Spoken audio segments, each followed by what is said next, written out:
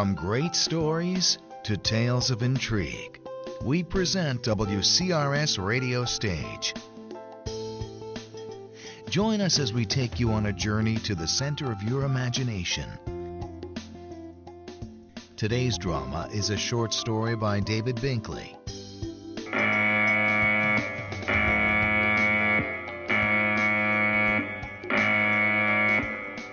That sound tells us there's only 15 seconds to curtain time, so get comfortable in your chair as we go to Studio X and WCRS Radiostage presents Whistle Stop.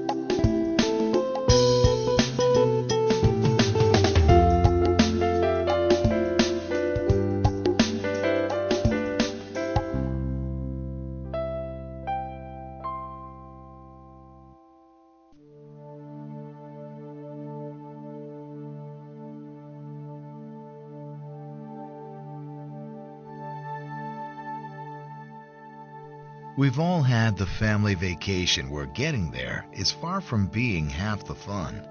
Between, he's touching me, to, are we there yet?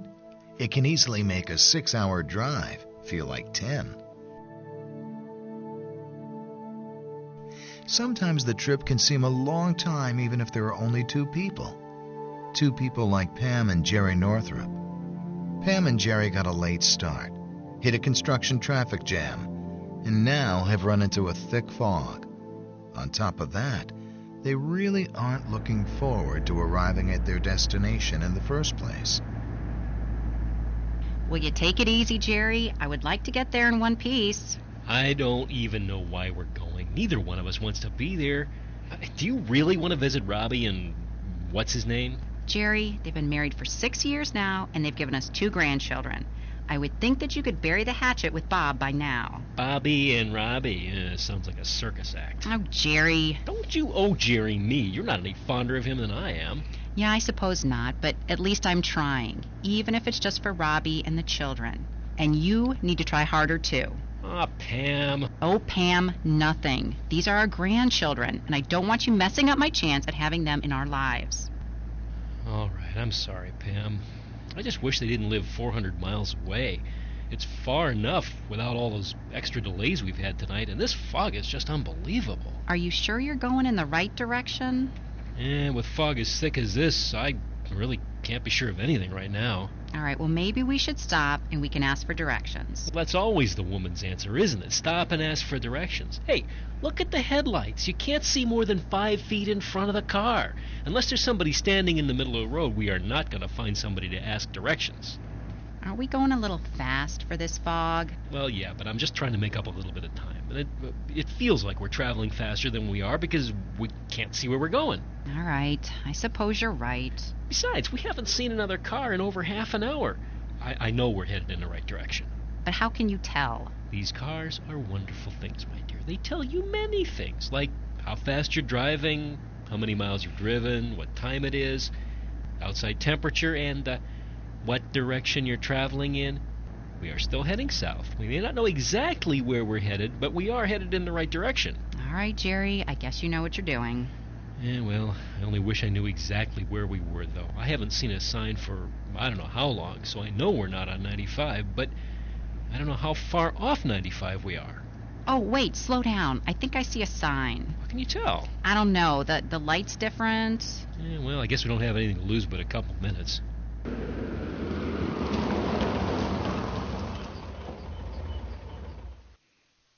Huh, you're right. It looks like some sort of old post sign. Can you make out what it says? Let me see. It says, a whistle stop. Whistle stop?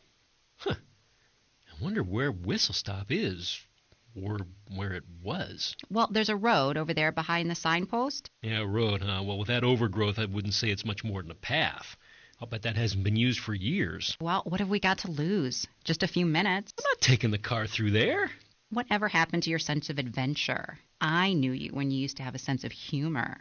Well, yeah, you also knew me when I had blonde hair. Yeah, that's right. You did have hair once. Hey, well, if you're going to dare me, I'll tell you what. You have to come, too. To where? Whistle Stop, of course, if it still exists.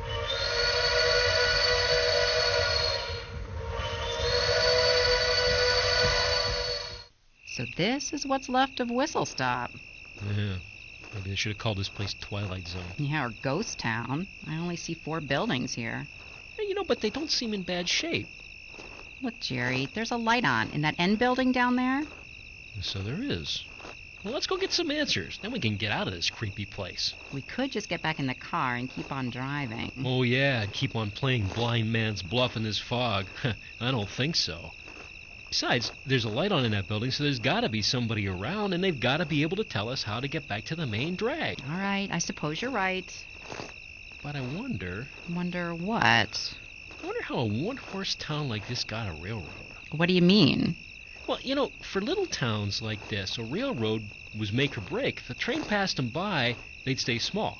But if they could get a train stop, it was as good for the town's growth as a gold strike would be. They could get anything the train could deliver. Maybe there used to be more town than there is now. Yeah, well, maybe.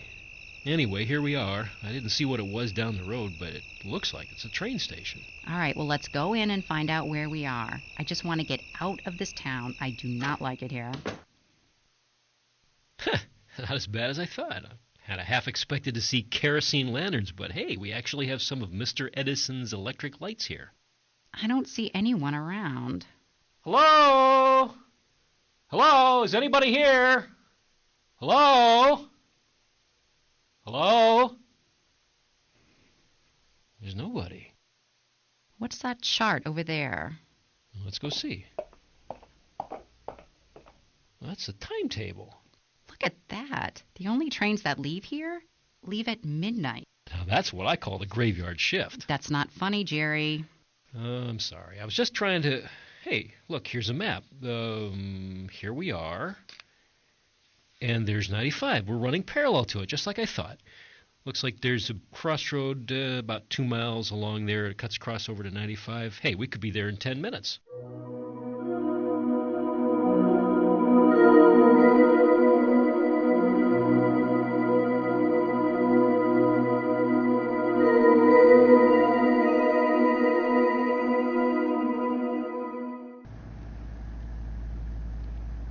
Hey, keep your eyes open for that road, will you? I'm trying. The fog's eased up a little bit, but it's still so hard to see. Is that it? Where? Up ahead there, on the left? Well, I think you might be right. Can you make it? Well, it's a pretty narrow road, but I think we can make it. Look out, Jerry! There's a boulder in the road. Hold on!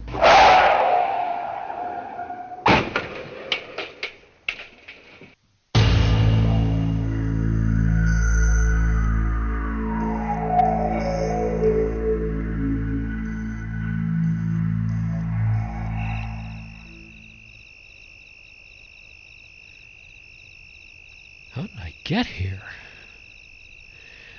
Let me think. I was driving. I was driving and I hit something. Pam yelled and... Pam? Pam, where's Pam? Pam! Pam! Pam, where are you? Pam! Pam! All right. Let's just stop and think a second here. Must have been thrown out of the car. And Pam is probably still in it. If I can find the car, I can probably find her. Wait a minute. How could I have been thrown out of the car? I know I had my seatbelt on. Is this? There's blood on my forehead?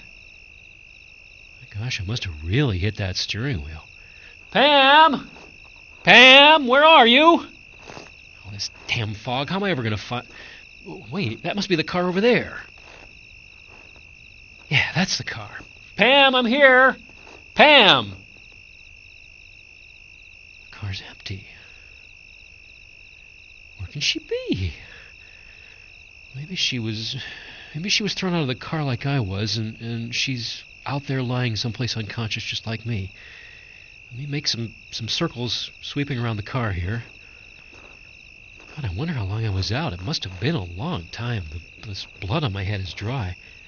Pam, where are you? Pam? Maybe she woke up and she's out there wandering through this fog looking for me. She could be lost out in the woods. Pam! Jerry! Pam, I can hear you. Where are you? Jerry! Pam, I'm over here. Can you hear me? Jerry! I don't think she can hear me.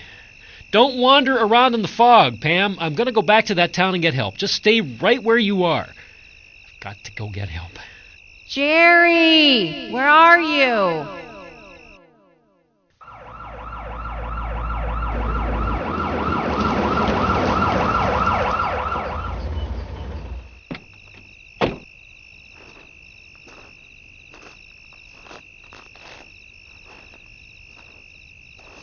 Oh, good Lord.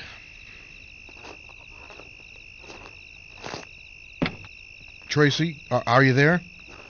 Where are you, Walker? I'm on old 95, just past the 135 marker. What have you got? Car accident, pretty bad one. Car hit a boulder, rolled over a few times. Is there anyone inside? 2, a man and a woman. How are they? Both unconscious. I'm going to need 2 ambulances. Okay, they're on their way. And send the fire department while you're at it. It's going to take the jaws of life to get either of them out of there. Well, how bad is it, Walker? Really bad. Let's get a rush on this. Right. Have you got a license plate to run? Yeah, let me put the spotlight on it. There. Pennsylvania plates, David Scott Michael, 1787. Okay, David, Scott, Michael, 1787. Okay, I'm on it.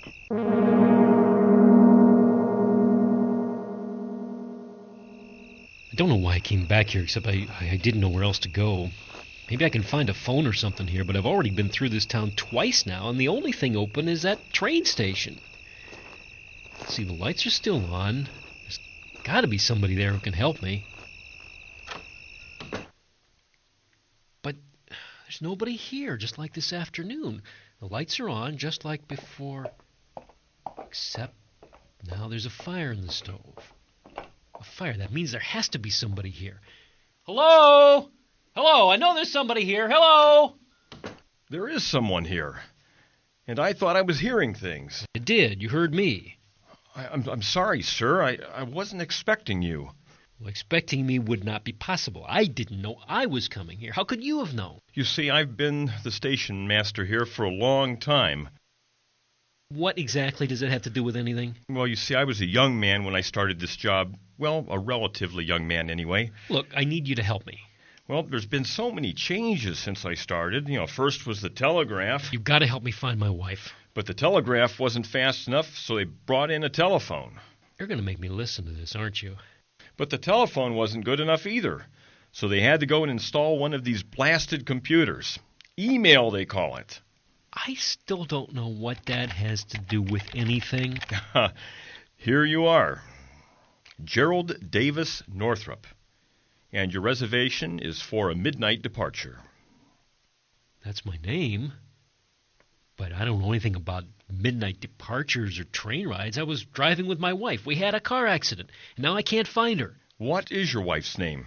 Pamela Ann Northrup. No, I don't see her here. Are you sure you weren't alone in your car? You do have a pretty nasty cut on your head. I am not imagining things. I was traveling with my wife. We had a car accident, and I have never in my life booked a train ride. People normally don't book their own passage from Whistle Stop. Arrangements are made for them. So you may as well get comfortable, Mr. Northrup. You've got about 3.5 hours before your train arrives at the station. Look, Mr. Parker. Fenton Parker. Mr. Parker, I need you to help me find my wife. That would not be advisable. No one has ever missed their train at Whistle Stop before. I don't care if it's advisable or not. I am going to go look for my wife. I have no intention of going anywhere without her. You know, Mr. Northrup, if you were with your wife and couldn't find her then, you probably won't ever find her. What are you trying to tell me, Mr. Parker? I don't have anything to tell you that you would believe. Look, I have already wasted as much time as I can afford to here. This accident was about 10 minutes from here. Now, I could really use your help, but I'm going to go find my wife whether you go with me or not. Well, I suppose I should go along with you. I can't afford to have you get lost out there.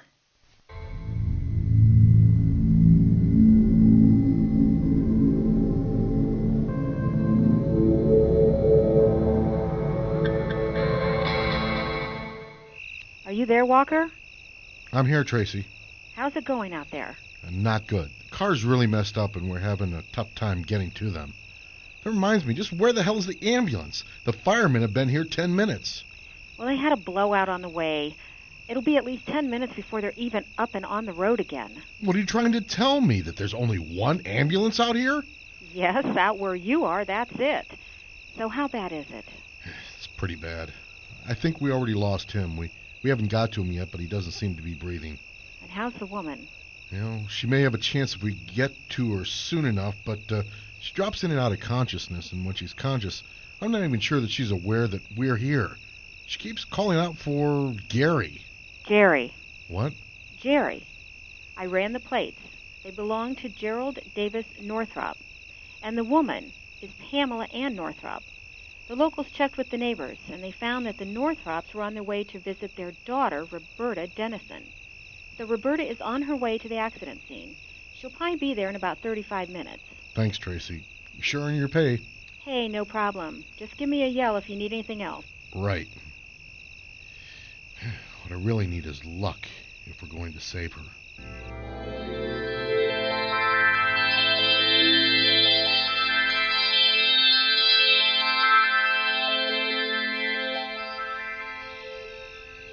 I think the car is just around that next bend. At least I think so. The fog is so blasted thick. We shouldn't go too much further, Mr. Northrop. You do have that midnight train to catch. Damn your train. I told you I am not going anywhere without my wife. You don't understand. Then make me understand. Jerry, I can't find you. There, did you hear that? That's Pam.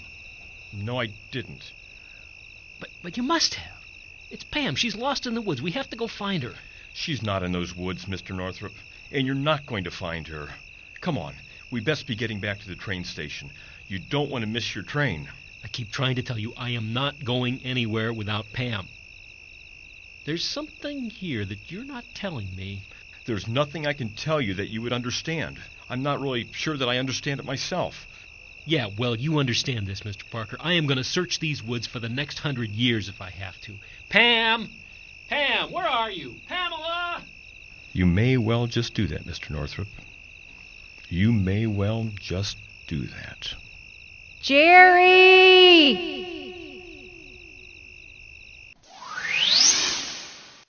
Hey, Troy. Sorry I'm late. Yeah, I heard about the blowout. So, what's the situation? Well, as you pulled up, we extracted him from the car. And? He's gone.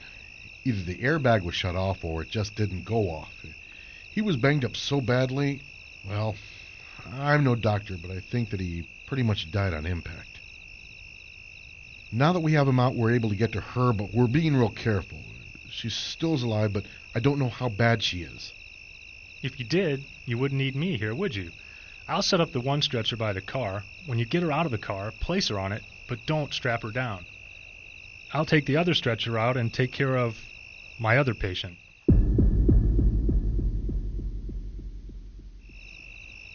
I don't understand this. I keep hearing her voice. She's got to be around here somewhere, but no matter where I go, I never seem to get any closer to her. And that's about as close as you will probably get for now. You know, Parker, you keep talking in riddles, but you never tell me anything. Come to think of it, you came out here to help me, but not once have you helped look for my wife. I can't help your wife. And if we don't get back to the train station soon, I won't be able to help you either. Why is it so damn important to you that I get on that midnight train? Mr. Northrop, all I can tell you, if you don't make the train, you will never see your wife again. Ever. Look over there. That's Pam. But there's something wrong. I can see right through her. They haven't moved her yet. Jerry, there you are. I've been calling for you, Jerry. Are you okay? You look funny. Mike, what's happening? I'm losing her, Troy. Maybe we should get her into town as quick as we can. If we move her now, she's dead for sure. What next? I didn't come all the way out here to bring back 2 corpses. Damn, she stopped breathing. What can I do? Okay, hook that mask to the oxygen. Then get me the orange case from the ambulance. I'll start CPR. 1, 2, 3. 1, 2, 3, 1.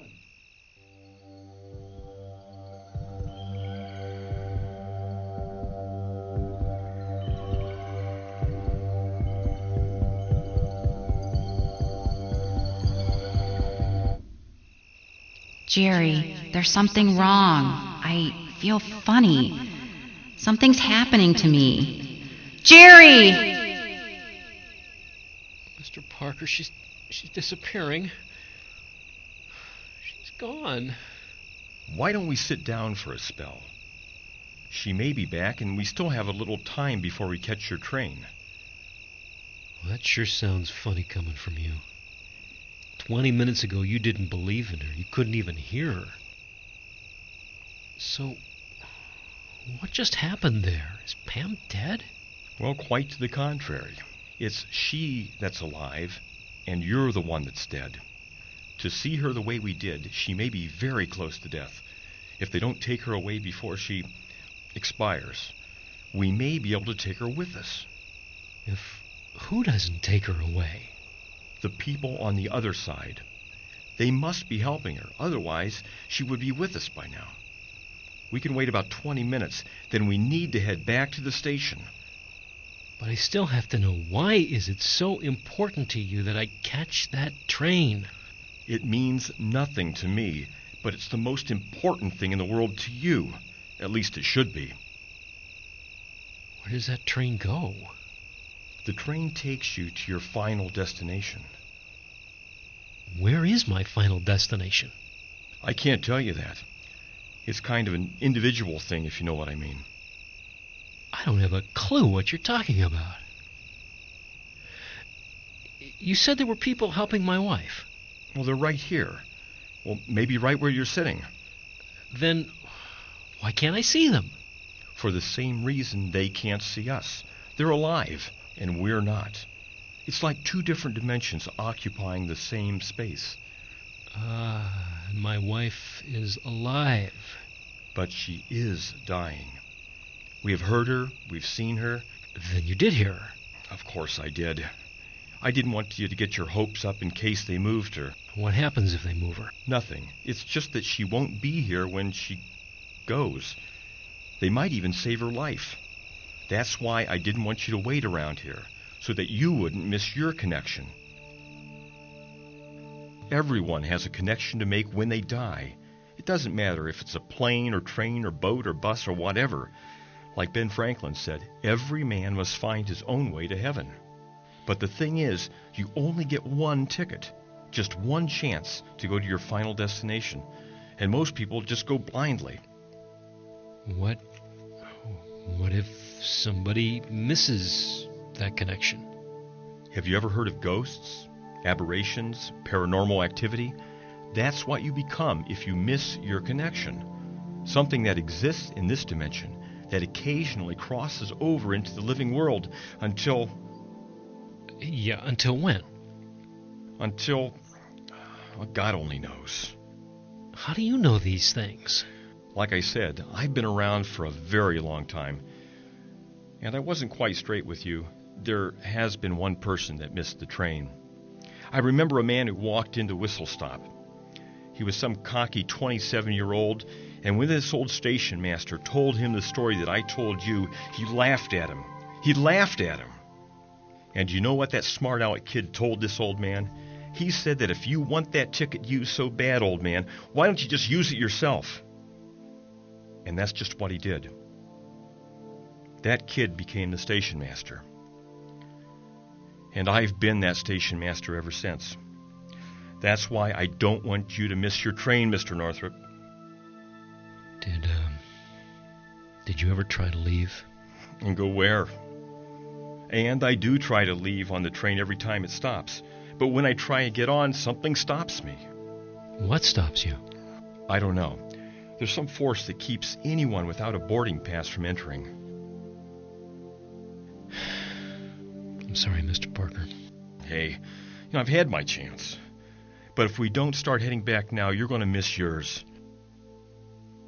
Okay, but what about my wife? Don't worry, Mr. Northrop. After I see you off on your train, I'll come back here just to make sure she isn't here.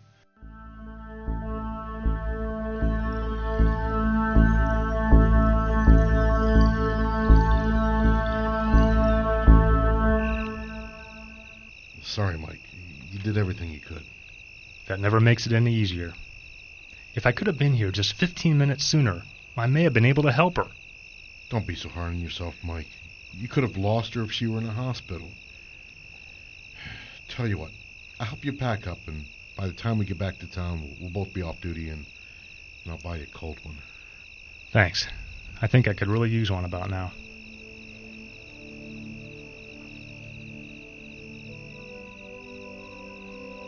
Look, Mr. Parker, it's Pam. Pam, baby, are you okay? Jerry, what's happening? Where are we? Pam, everything is all right. We're on our way back to Whistle Stop. I don't understand. Why are we going back there? Don't worry. I will explain everything as soon as we get on our train. Isn't that right, Mr. Parker? That's right, Mr. Northrop. It looks like everything is as it should be.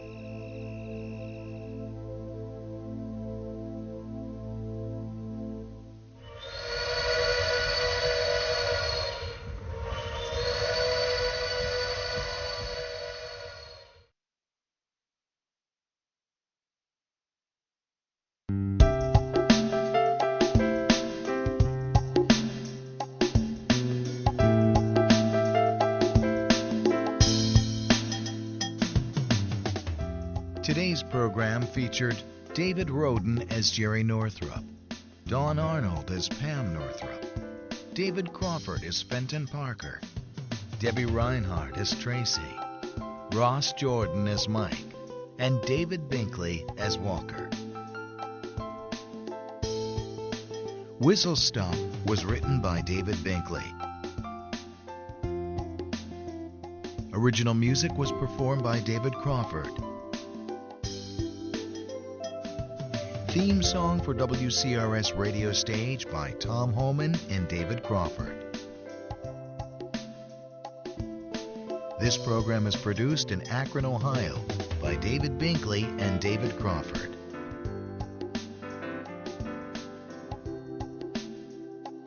I'm Joe Calley, asking you to join us the next time we open the curtain on WCRS Radiostage.